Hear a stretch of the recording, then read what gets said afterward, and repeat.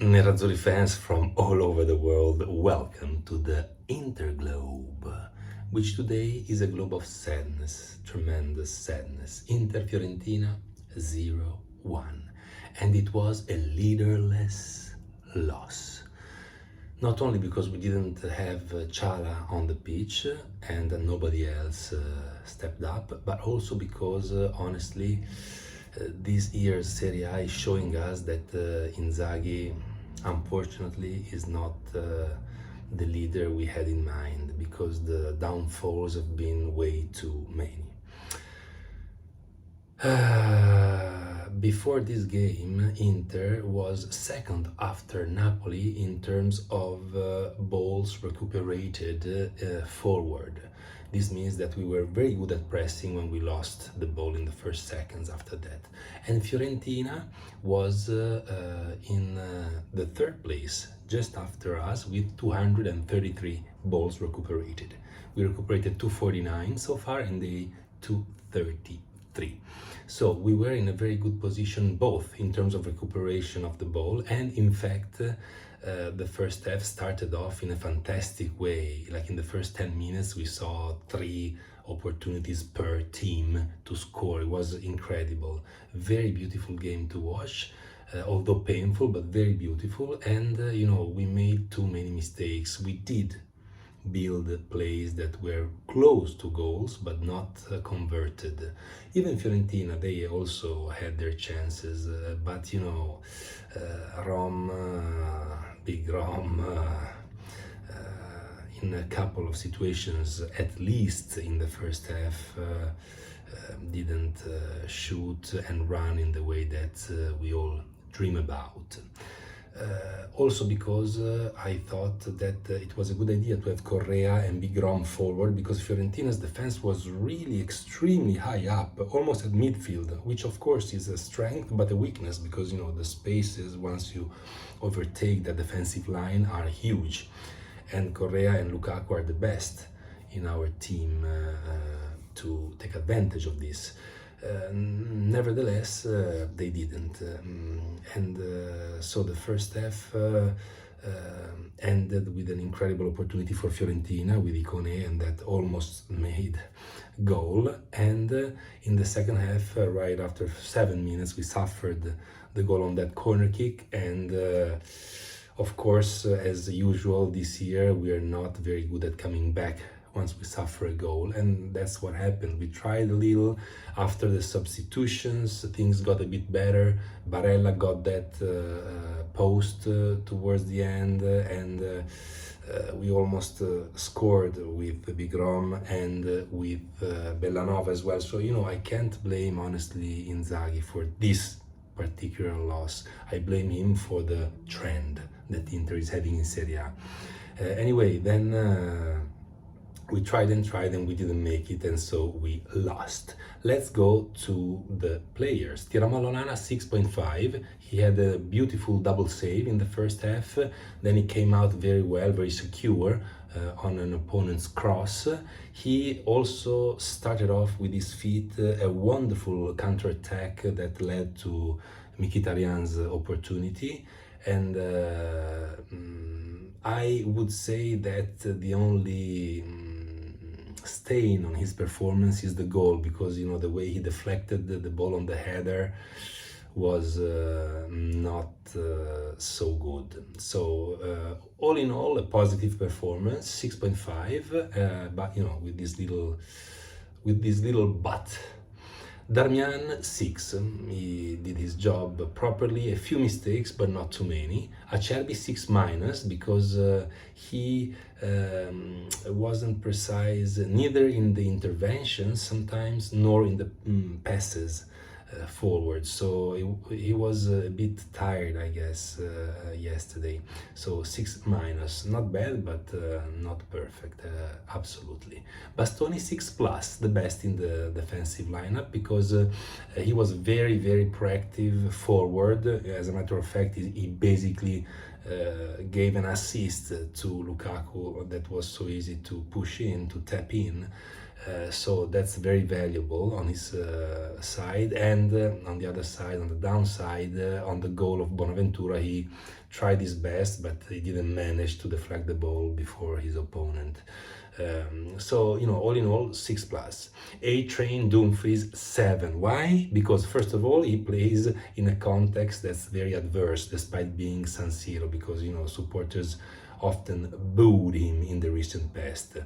And also because Inter's strategy was all going to his feet on the right, always, it was crazy, especially when you saw that we had Gosens on the left, who basically never resulted dangerous for Fiorentina. So, he had a lot of weight over his shoulders. He starts off by dribbling Biraghi, yes, he dribbles him, and after a pathetic cross, he starts one after the other to shoot wonderful crosses. I never thought I would say wonderful crosses and Dumfries in the same sentence, but here I am. I counted at least 4 of them, and then also he started gaining confidence, playing better in defense.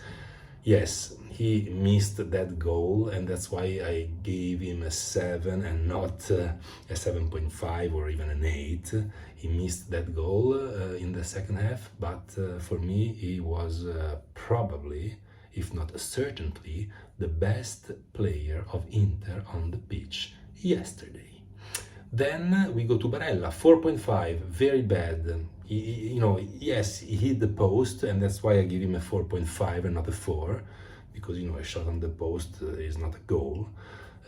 But he was terrible, nervous, slow, he wasn't running, in some plays I really focused on him despite the ball being away, and he wasn't following the opponents, he was just, running, jogging, not sprinting all the time. So really awful performance, and it's a 4.5.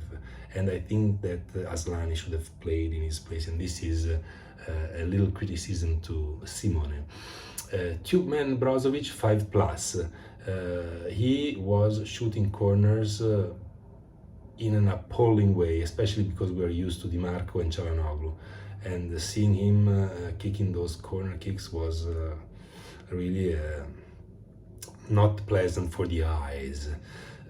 He made a very good save close to Onana with his head, and that was a really important one. This goes to his credit, and he also started the play in which Dumfries was about to score. In the end, he got a yellow card with a stupid foul, and because of all these things put together, his grade is a 5+. Mkhitaryan, 6.5, best in midfield. He was good at recuperating balls.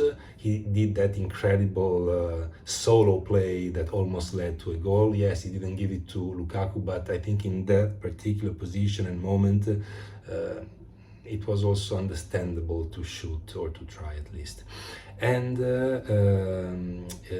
that's why altogether I give him a 6.5. Gosens, 5+. Mkhitaryan, 6.5, because he created, he believed, you could see that something could blossom from his feet, unlike from other midfielders. Gosens, 5+. Because he was good in the very beginning, because he's always concentrated, so in the pre-game he must be so focused.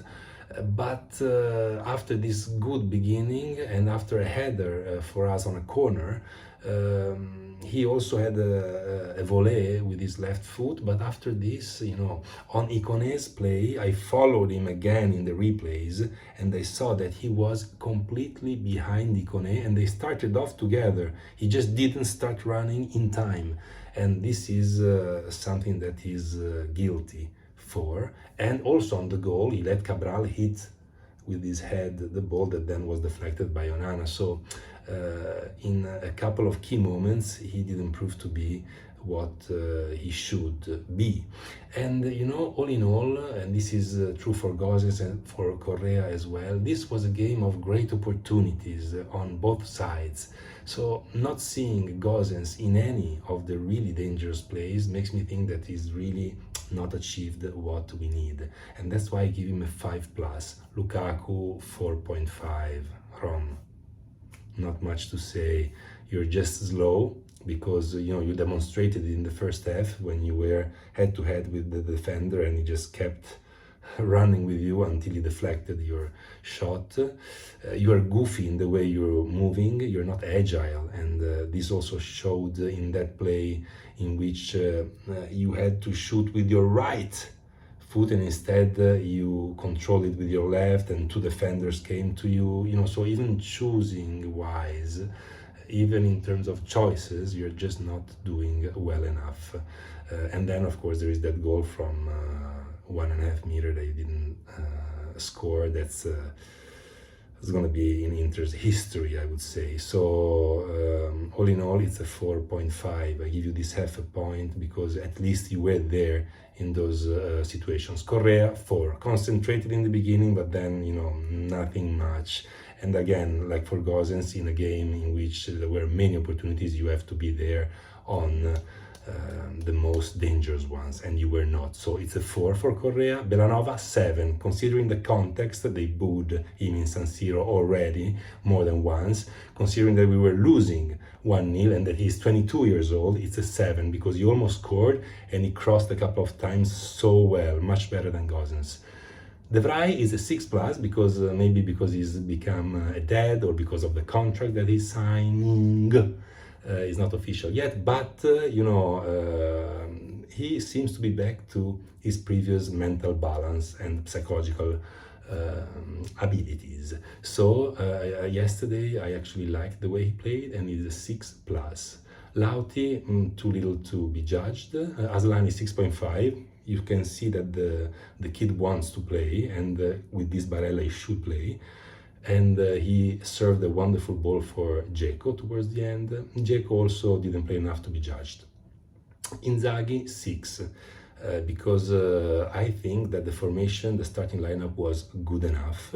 The idea of Correa and Rom against a very high defensive lineup from Fiorentina also makes a lot of sense to me. The substitutions were right. I can't put him as the main person to be judged badly after this game. He did what he had to do. Here the most culpable person is Big Rom. And again, we lost yesterday also because we didn't have a leader. It showed on the pitch and it showed on the bench. Now we need a miracle to keep Inzaghi on for next year. That's all for today. Thanks a lot for watching. If you enjoyed the video, please punch the like button, leave a comment and subscribe. It's very important for me. Thanks so much for watching, and as always, Forza Magica Inter.